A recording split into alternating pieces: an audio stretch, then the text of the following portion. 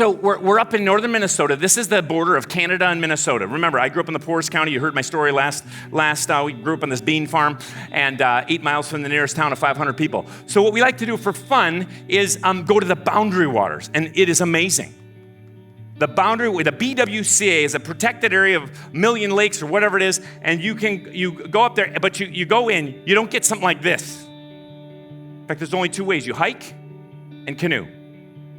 So this is rugged, roughing it.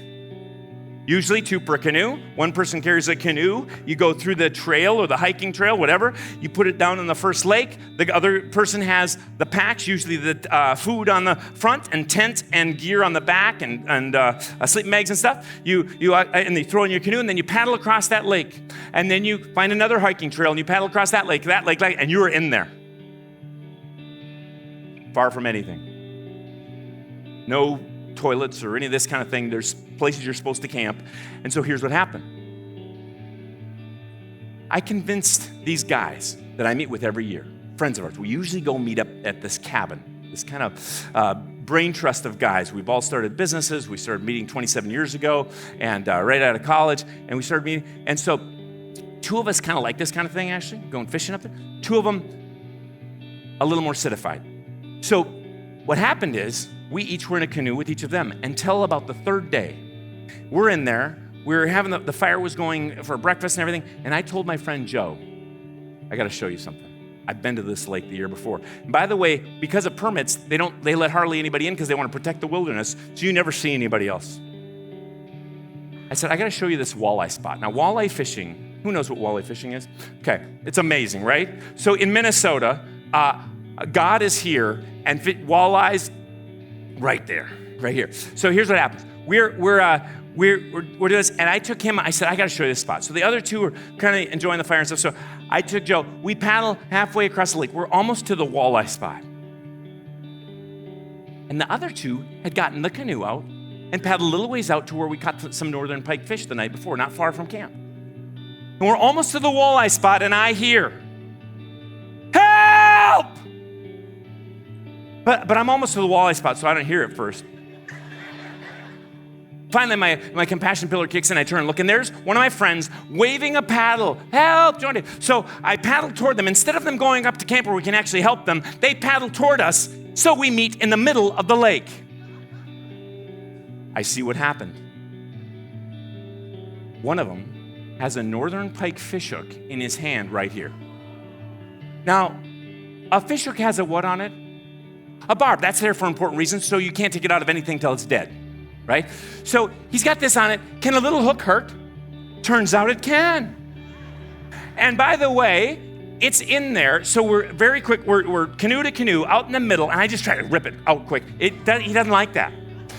So it doesn't come out quickly, and then I see something. His hand goes, ow! We're canoe to canoe, and I learn that fish is still on the line, yanking his hand down the line. In Minnesota, we call this kind of thing a bummer. So I cut the line, and we get up to camp, and the other 2 found something else to do. This was clearly my problem. So I lay him down, and I try to get it, and I can't get it out, and he's sick of it. And what I find is the hook, see, if you have just a little flesh wound, you can push it through, file off the barb, and pull it out. Can you feel this? Not this case, because it's to the bone right here. So you can't push it through. And I'm pulling, and you can't get out because it's hooked on some tendon or something. So we got a problem because we're nowhere near a hospital, and he's got a hook in his hand.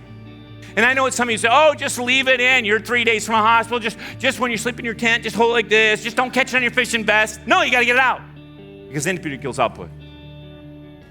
It's the same in life. So I say a little prayer to get him to shut his eyes. I walk over to the camp gear. I pull out the camp plier because I know it's best for him. I walk over to him, and I know I'm only going to have one opportunity to do what's right. I take my hiking boot, I stamp on that hand, and with ninja speed and accuracy, I go in for the hook, and I got it. And not too much of his hand with it. And some of you say, oh, you're so mean, you should have left it. You got to get out. You can be throwing up by that night. You can be very sick by the next day. because input equals output. And it's the same with your business. Input equals output. You got to put the right stuff in. You got to put appreciation in consistently. You got to put in calls consistently. I love what you said this morning, because I believe calls are the way. Again, email isn't. I mean, email, you can keep doing email, keep doing social media. But if you look at people that talk to people, they win on sales every time, especially in the new economy, because people actually want to talk to people. It's funny, 20 years ago it wasn't, but the uniqueness today is people to make calls. Anyway, if I was going to spend more time with you on this pillar, I would take a look at what's your input. You can do it on your own, but you got to check your input, because input equals output, okay? And it can be even an attitude. I work with some pro sports teams today that it's like they do faux trust build. Like complaining is a faux trust thing, right? When you complain together, you feel like you're building trust, and then you don't feel so good. Or gossip. I felt like we're kind of connecting, and then I walked away and felt like they could say the same thing about me. Sarcasm is the same thing. If you built your company where sarcasm, I love humor. But I've been into some big teams, mostly highly male organizations, and sarcasm is killing them. It's the Latin root word, right? Sarcasm is dog ripping flesh, and that's what's happening to their team. Check your input in attitude, in calls, in connections, in appreciation, because input equals output. If you like that, subscribe to our YouTube channel, or go to trustedge.com for more free resources and tools.